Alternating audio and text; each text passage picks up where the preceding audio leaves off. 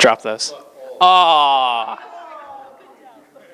Hey guys, well I'm excited to hang out with you. My name's Jason. If we haven't met, hopefully we get to do that later on, but I'm thankful to get to come hang out, spend some time with you guys while your pastor's on vacation and getting to relax, which is really exciting for them. I'm glad they're finally able to get to do that. I know I have to start off with an apology, because I know for most of you, seeing me is exciting only because you assume you're also going to get to see my kids, and they're not here. Sorry, I apologize. It's one of the things you learn as a parent. You learn humility because it's all about the kids now, and nobody wants to see you, and it's like, where are the babies? I don't have them. All right, we'll see you later. And that's just that's fine. That's okay. What are you doing? Oh, you guys are doing a football series now, huh? That's awesome, because I played football when I was in high school, and Bryce has a picture of that, which is not great and flattering. You could tell based on my size that I was not good at football. However, I got the be a jerk attitude thing down really well, and that's about all I could do well. But I played high school football. This isn't from when I played high school, but this is my football, and you'd see, I don't know, you just pass that around a little. You can see it's scarred up. It's a little bit destroyed. You feel some of the wear and tear on that football, and part of the reason that football is so messed up is that football's been through a lot of turnovers. And that's what we're going to talk about this morning. We're talking about skin in the game. We're going to talk about turnovers and winning the turnover battle. Now, that football has never been used in an actual game. That's actually my football, and I'm a Cowboys fan, which means I never get to actually wear a jersey to church because nobody will listen if they see that. I'm a Cowboys fan, so I listen, like, for me, in my life, there's God, there's my family. I'm a pastor at the Vineyard church, so that church, and then right below those is NFL and Dallas Cowboys. I have no other hobbies, so year-round, I pay attention to football. So when I'm watching a Cowboys game, I'm in it, and I'm glued into that game. And so I learned a few years ago that if I wanted to be a good Christian, I had to figure out a way to kind of release some of that anxiousness and frustration whenever Tony Romo throws an interception or somebody fumbles. I'm going to need that back, Frank. I had to learn how to release some of that energy. And so that's why this football is so worn out, because sometimes I might, throw it on the ground or punch it, or it's weird watching a football game with me now because I don't shout anymore. I don't cuss anymore most of the time. But if there's a bad play, I might fumble. And if there's a great play, you can rest assured I'm sitting on the couch and I'm stressed out, and then it happens in my living room, just walking around like this. It's kind of weird, but that's what I do. I love football. But turnovers are painful. You know what a turnover is. Even if you don't follow football, a turnover is when one team has the ball and maybe they drop it, they fumble it, or they throw a pass and the other team intercepts it. It was Team A's ball, but now it's Team B's ball, and it happens like that. And it's a painful moment where everything changes. The offense has failed, the ball has turned over to the other team, and all the momentum is gone. It's a huge mistake. Every football game has turnovers.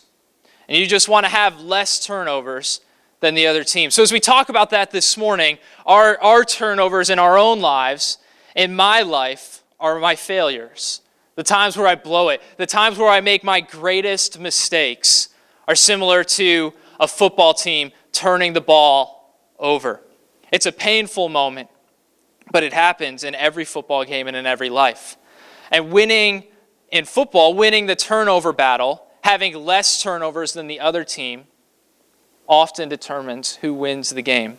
The team who protects the ball the best, who has the least amount of turnovers, who has the least amount of failures, typically wins.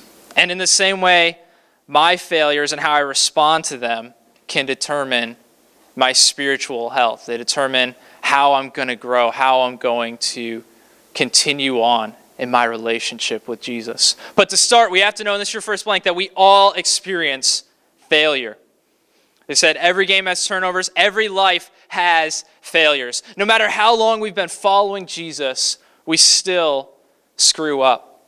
And I'll always need forgiveness because I'll always make mistakes.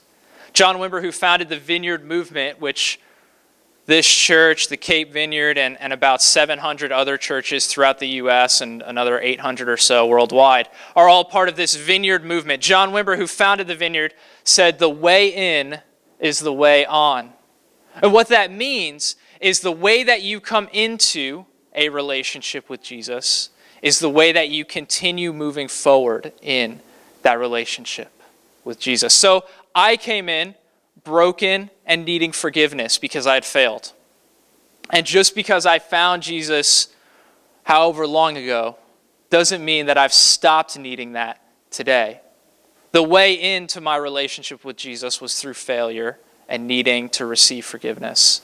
And the way on still consists of failure. Now, hopefully, 10 years later, I'm a little bit more aware of my failures, and hopefully I'm a lot better able to handle my failures today, because the way that I handle them greatly affects my spiritual health today and tomorrow and in 10 years. So we're going to look at a story in the Bible in Matthew 26 about failure. And throughout the Bible, there is plenty of failures. I mean, you could go just look at the book of Genesis, the first book in the Bible, and it is full of God's people failing, making mistakes and blowing it. Adam and Eve, the first two people God made, they fail. They directly disobey what God has said for them to do. They're the only two people in the world, and they both blow it. They both have a turnover. They both fail. Fast forward the tape a little bit. The entire world is full of failure, except for Noah. And God says, I'm going to start over. But there's one guy, Noah, who's a good guy who loves me. So I'm going to protect him and his family. God floods the earth. There's the ark. Immediately after the ark, Noah goes out and gets drunk. Failure. Blow it. Noah has an alcohol problem. Abraham, surely Abraham, the father of Judaism and Christianity, must have had it pretty well together.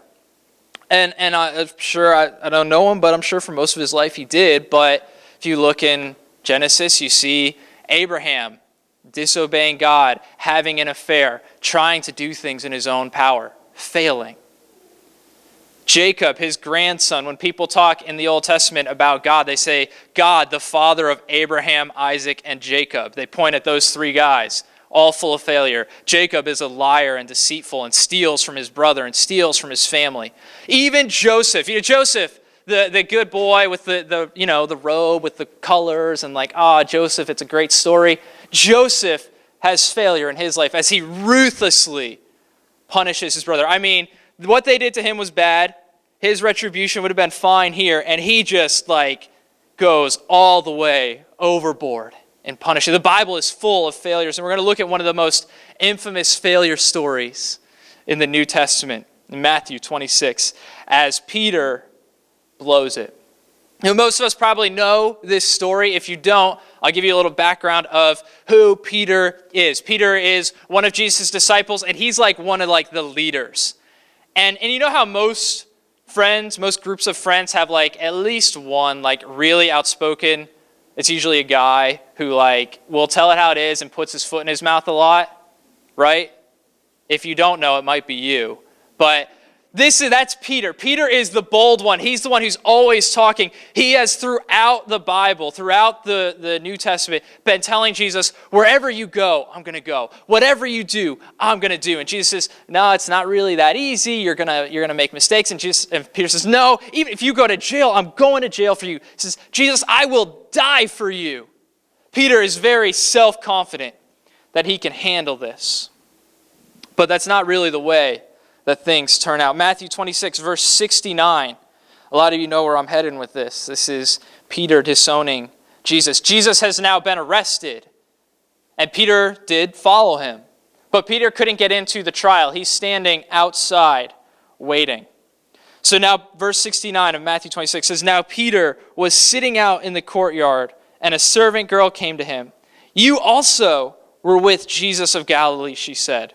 But he denied it before all of them. 'I don't know what you're talking about.' Then he went out to the gateway. He tries to get around different people, where another servant girl saw him and said to the people there, 'This fellow was with Jesus of Nazareth.'" Remember, Jesus is on trial right now. He's about to get put to death.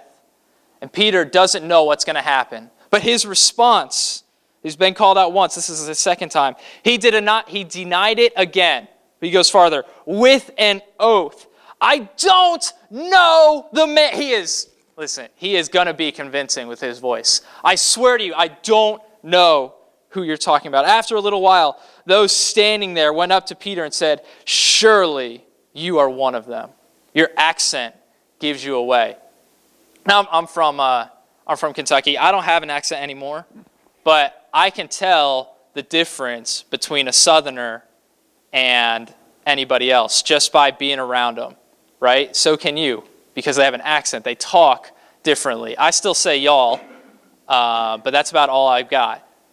But Peter has a full-on accent to be from this area. And they say, "Surely your accent gives you away." Peter, the guy who said, "I'll never leave you. I'll go to jail. I will die for you." Verse 74. Immediately, then he began to call down curses and swore to them, "I don't know the man." Peter is going all out to prove, I don't know him. He's swearing at him. He's calling down curses. And immediately, the rooster crowed. And then Peter remembered the words that Jesus had spoken. Just earlier that day, Peter had said, "I'll never leave you." And Jesus responded. He said, "Before the rooster crows, you will have denied me 3 times. Peter shouts at these people, "I don't know him." And then that moment happens. The rooster crows, and Peter realizes, I blew it.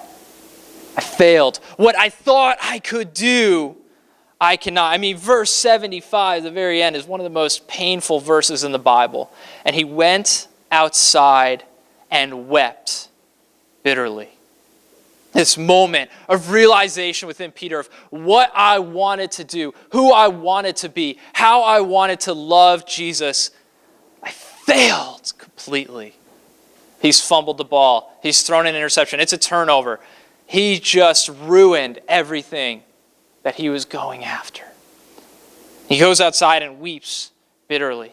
Maybe some of you, like me, have had some of these types experience. These huge, ugly, just gut-wrenching defeats where afterwards I knew I'd blown it. And I don't even know how to recover. I don't even know how to respond. But I know that I don't deserve anything good right now. Maybe it was after a blow-up with your kids and you just didn't handle it right and they'd been grating on you all day and you just kind of blew up on them. And it wasn't good. And you sent them to their room and then you sent yourself to the room and maybe done as I've done, sat down on the bed and just, what just happened? Where did that come from? I just blew it. I failed. Maybe it was a moral failure. Maybe you had standards, but the guy or the girl was just, this is going to go somewhere. This is the right person. And you blew it. And now they're gone and you still have the scars of knowing that you failed, that you blew it, that you didn't do it right. Maybe it was, for me recently, is a fight that Carrie and I had, and Carrie's my wife, and just something stupid, but I'm good at being stubborn and stupid. That was a joke. You're supposed to laugh. I mean, it's true, but still. I'm good at being stubborn, and so we're fighting. It just, one of those things, it just keeps going. And so finally, it's time to go to bed, and I won't let it go. Like I said, I'm stubborn and stupid. And so finally, Carrie's like, all right, well, I'm out of I'm going to go sleep on the couch. And so she leaves the bedroom, and now here I am, the pastor, in the bed alone, having this moment with God where I'm like, what am I doing? How did I get here? Like, this is a fit. Like, surely I should have at least gone and said, all right, I will go on the couch. You can have the bed. Which I don't know if this gains me any favor with you or not, but I have done that other times. You can say, oh, he's nice, or you can say, he's an idiot. He keeps having these same issues. Your call. Hey, all of us fail. Come on, give me some grace. It's that moment where you realize I don't deserve anything good. And then the enemy creeps in, right? With condemnation, with shame, with guilt. And these are huge moments of just gigantic fumbles, turnovers, things where like the momentum shifts like that. Now sometimes, for some of you, there's other moments too. If failure doesn't have to be a huge blow-up moment, failure can be a slow decline. It can be a slow pattern that's just as damaging as the giant moment. In fact, most of those giant moments start with small things that just kind of slowly shift. And originally, things don't seem to be that far off, but they are. Maybe we'll call these common failures. It's just an everyday common thing that just slowly keeps on getting a little bit worse and worse. In football, if you want to tie it back to the series, you might call this a turnover on downs, where the offense has 4 plays to get the ball so far. If they don't, they turn it over. That really doesn't matter for the message, but if I'm trying to tie back into the theme, it's a turnover because you didn't get far, you didn't do the small things right. There's some obvious ways that things can just kind of slowly spiral out of control where you realize, I'm not the person that I want to be. I'm not the person that I set out to be. You could look at addiction, alcohol, drugs. It's an easy thing to say. Typically it starts off small and just slowly gets worse and worse and worse in somebody's life until they get to the spot where they don't feel like they have any control. That starts out with just a small common failure. But, let's pick something a little deeper. Maybe it's anger, maybe it's fear, maybe it's lust. For me, actually, as I talked about a little bit last time I was here, a few months ago, for me, it's stress. For me, I can have one thing go wrong, and it's a little annoying, and it stresses me out, and whatever, I figure it out, and I get it to work. But you start stringing those things along, it gets a little bit worse every time.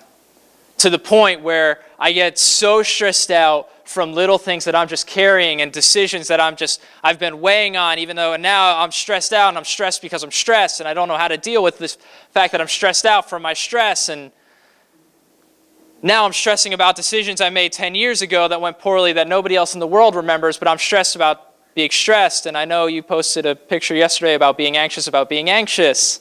I feel ya on that. I get there to the point where 2 weeks ago I'm sitting in the parking lot at Starbucks because I haven't gone to the church yet, because I didn't want to go to the church yet because I knew what I had to do at the church and I was just too stressed out. I'm like, I don't want to go. I can't deal with. I had this you had these moments where it's like, I don't want to deal with anything. Anybody, don't want to have it happen. Now, thankfully, I have a job where I can be a little bit flexible with my schedule. And so I got alone with God and said, God, what do I need to do? How do I get out of this? Because my stress had been wearing me, had been eating at me for months without me dealing with it. It had been causing me to get more and more angry with my kids. It had been causing me to get more and more frustrated in other relationships. And if we don't deal with these things, they'll slowly fade us away from God. We'll turn the ball over. We'll have these moments of failure. And whether it's a large, momentous failure that's just clear to everybody, or it's a small trickle, the enemy is always quick to come and rub it in our face. We have to be aware of that, because Satan works very hard to make us believe that our failures, that they're the end of the game, they're the end of the line, they're fatal. The enemy comes in and shouts, you failed, you fumbled, you're done. You ever felt this before? I can't go back and see those people. I can't be around them again. I've blown it. It's done. Let's just pack up and move to a new city and start over, because I've made so many mistakes, so many failures. There's just no way for me to get back in. I can't go to church again. Not after yesterday. Not after what I just did. Not after what I said or had these moments. I mean, you look back at Matthew, at Peter, he's blown it. He's denied Jesus very strongly, cursing out the people who are challenging him. And Jesus, the next day, is crucified. I mean, Peter, no chance to apologize, no chance to try to set things right. There's this moment in the Passion of the Christ where the rooster crows, Peter realizes it, and in this scene at that same time, Jesus looks up, and there's this eye contact moment between Peter and Jesus as Peter realizes how much he's just blown it and how much he's not going to get to repair that relationship. Have you ever been there? Have you ever felt that? I have. A lot, unfortunately.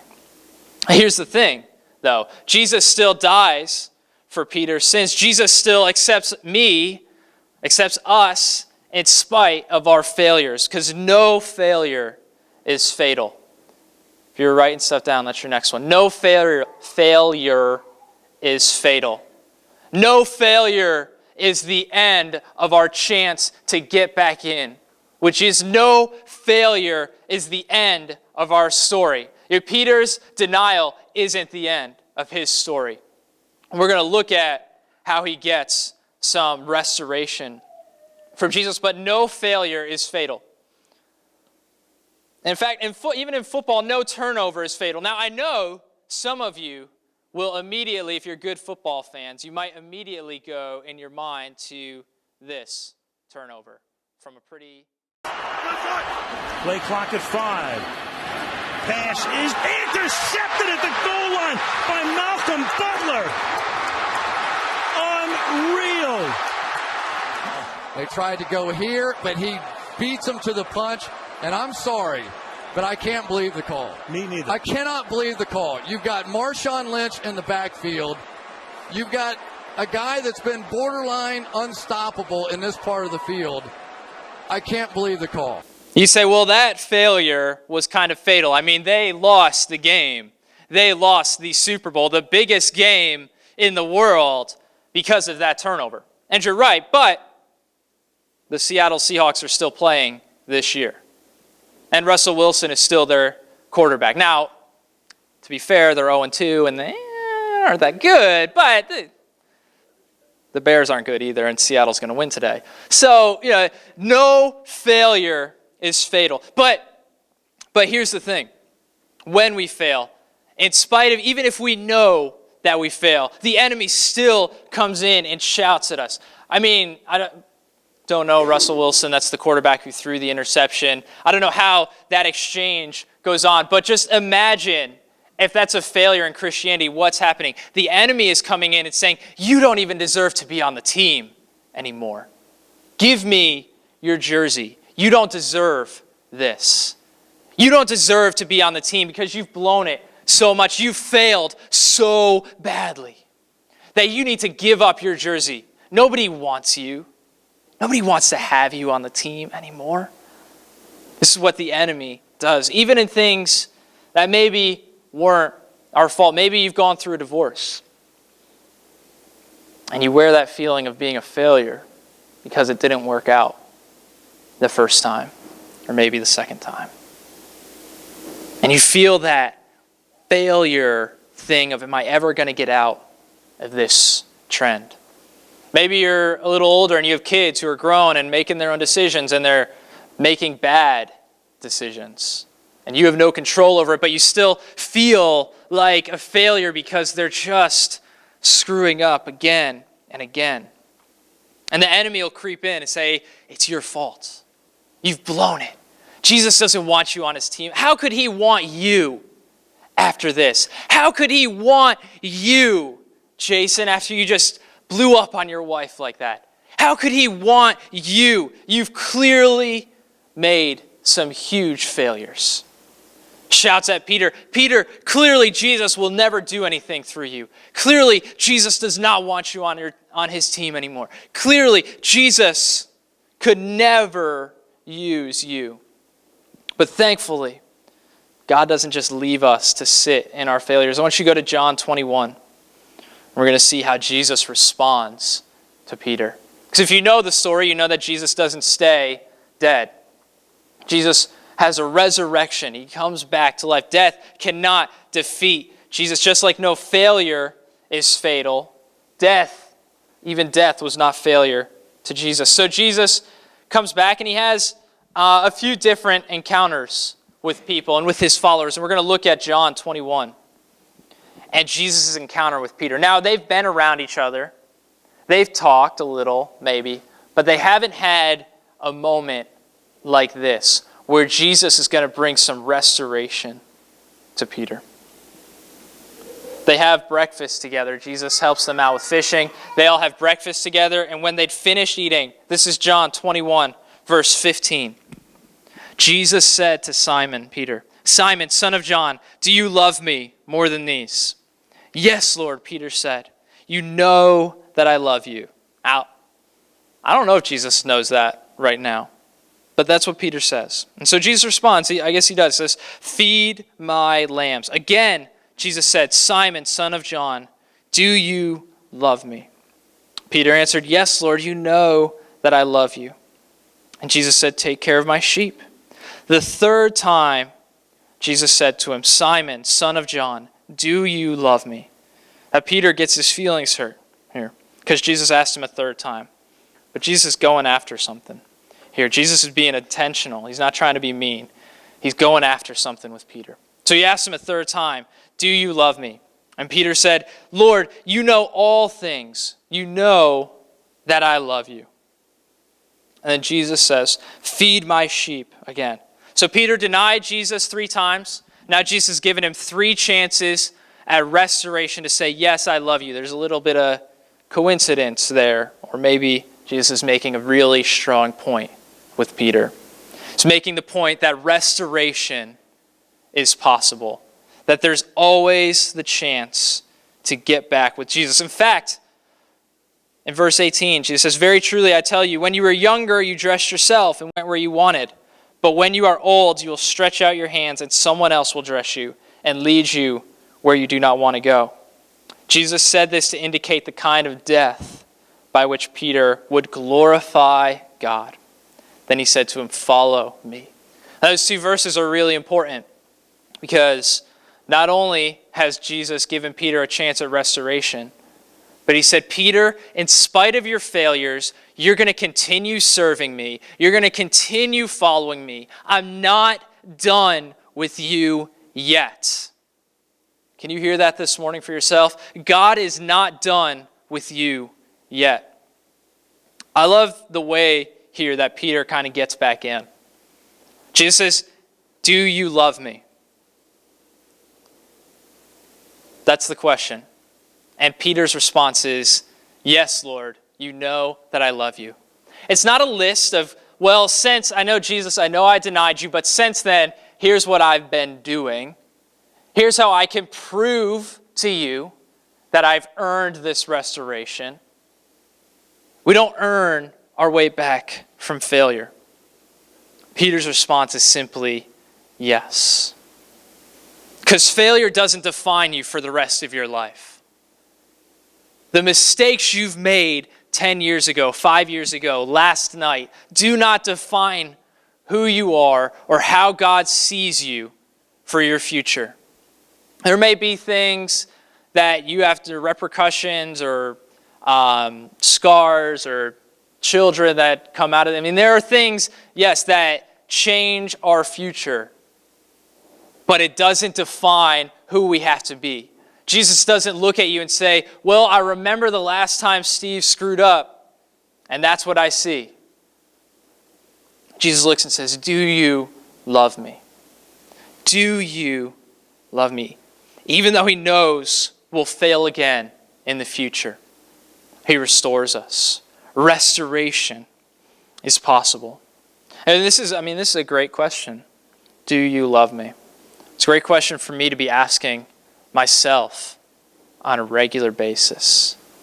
Do I love Jesus? And hopefully we can give the same reply.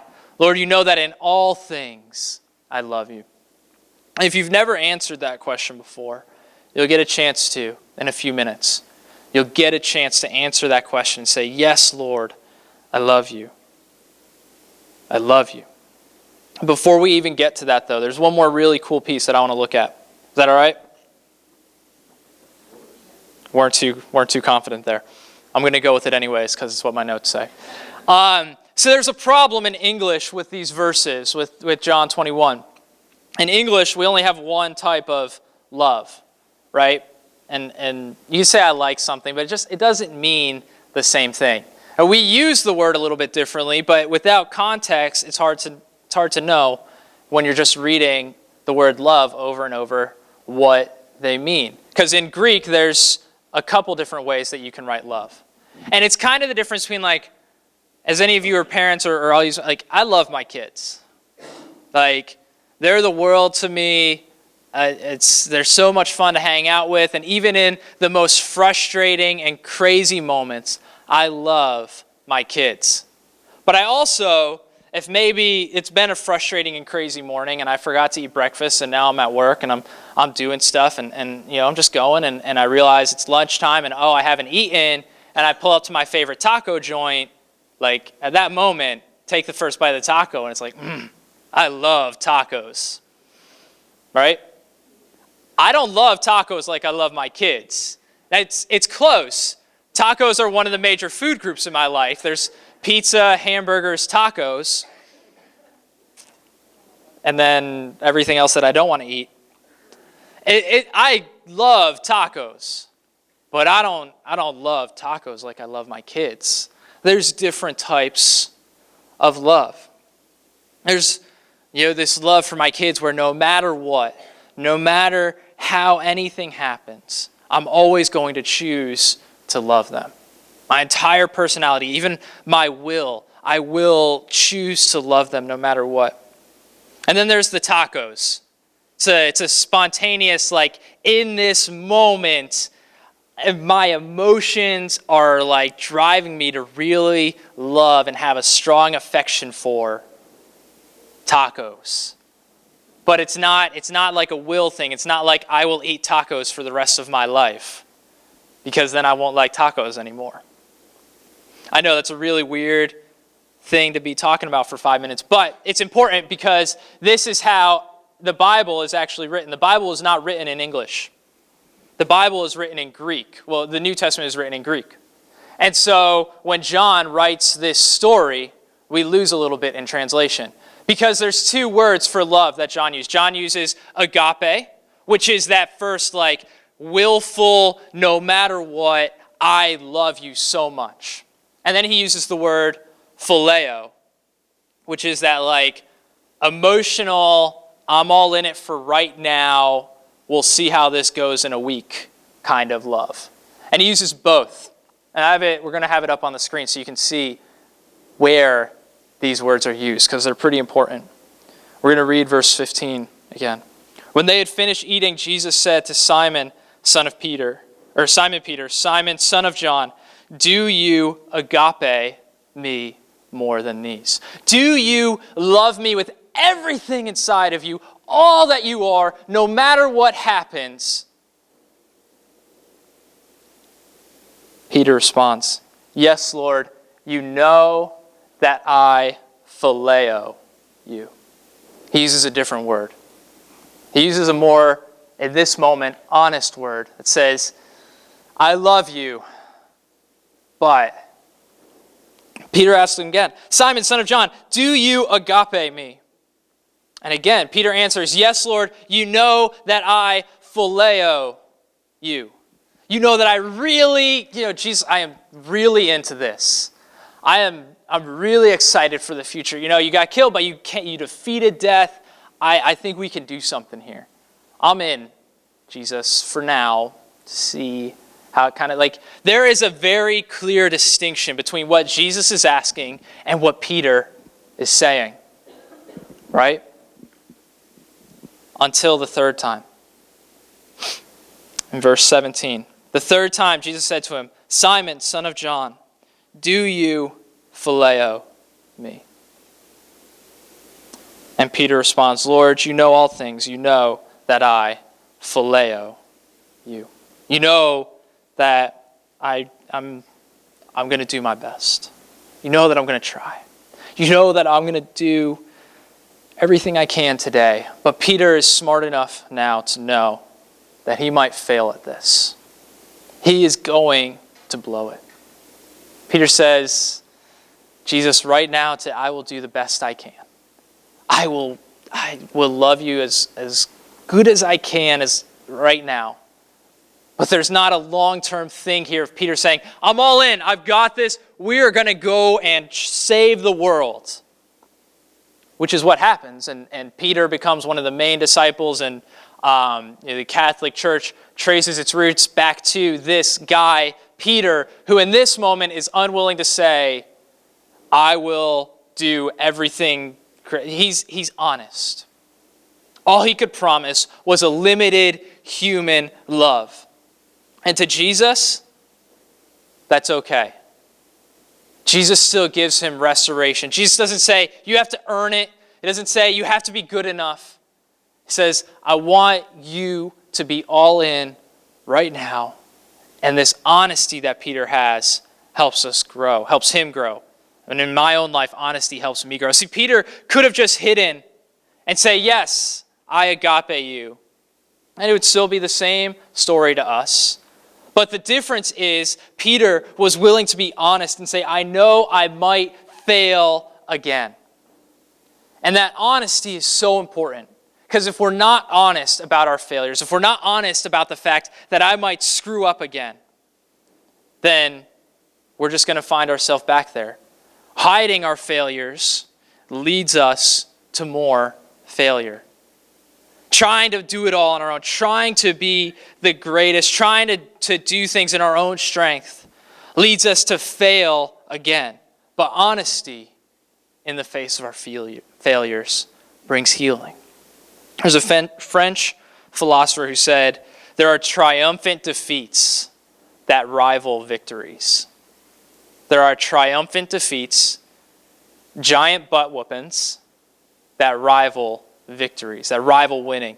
And the reason that is because they teach us something. And our failures help us learn something. And one of the greatest things that we learn in failure is the fact that I can fail. Is knowing that I can turn the ball over if I don't rely on Jesus. Is learning that I have to be honest enough with God to say, I'm going to try my best here, but I need you to come through. Say, God, I'm not going to be able to get this without you. God, I can't score the touchdown if you don't give me the strength, if you don't give me the guidance.